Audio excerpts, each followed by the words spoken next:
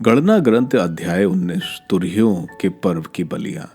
तुम 7वें महीने के पहले दिन धर्म सभा का आयोजन करो और कोई काम मत करो। उस दिन तुरहियों बजाओ और होम बलि के रूप में एक बछड़ा, एक मेढ़ा और एक एक वर्ष के 7 आदोष मेमने अर्पित करो। यह सुगंध युक्त चढ़ावा है जो प्रभु को प्रिय है। 7 अन्न बलि के रूप में तेल से सना हुआ मैदा बछड़े के साथ, 6 सेर मेढ़े के साथ 4 सेर और प्रत्येक मेमने के साथ 2 सेर। इसके अतिरिक्त प्रायश्चित बलि के रूप में एक बकरा, जिससे तुम्हारे लिए प्रायश्चित विधि संपन्न की जाए। यह सब प्रभु को अर्पित करना है। यह सुगंध युक्त चढ़ावा है जो प्रभु को प्रिय है। इसके अलावा मासिक एवं दैनिक होम बलियां और उनके साथ निर्धारित अन्न बलियां और अर्ध चढ़ाना है। प्रायश्चित दिवस की बलियां। उस 7वें महीने के 10वें दिन तुम धर्म सभा का आयोजन करना है। उस दिन उपवास करना चाहिए और कोई काम नहीं। तुम्हें होम बलि के रूप में एक बछड़ा, एक मेढ़ा और एक एक वर्ष के 7 आदोष मेमने अर्पित करने हैं। यह एक सुगंध युक्त चढ़ावा है जो प्रभु के प्रिय है।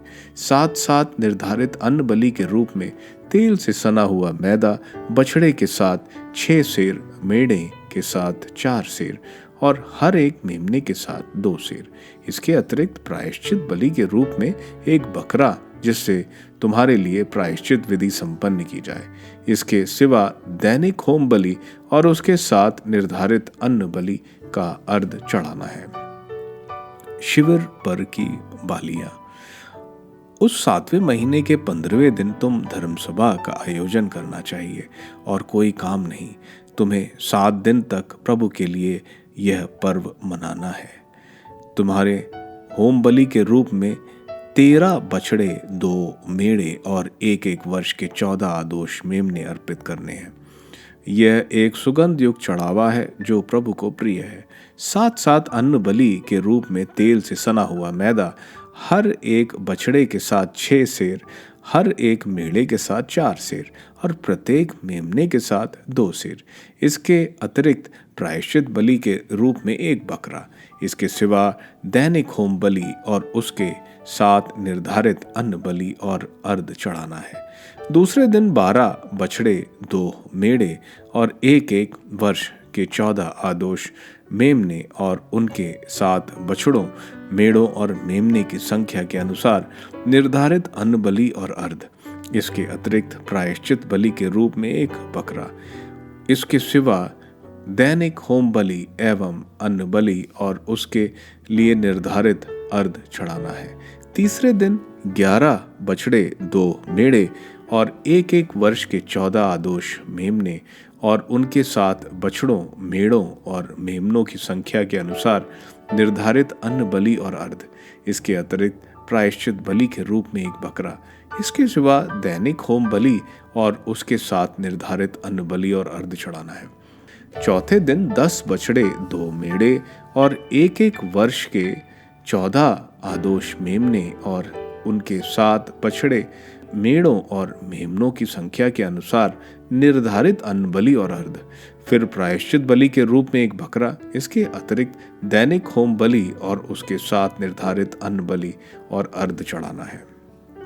5वें दिन 9 बछड़े, 2 मेढ़े और एक एक वर्ष के 14 आदोष मेमने और उनके साथ बछड़ों, मेढ़ों और मेमनों की संख्या के अनुसार निर्धारित अन्न बलि और अर्ध। फिर प्रायश्चित बलि के रूप में एक बकरा।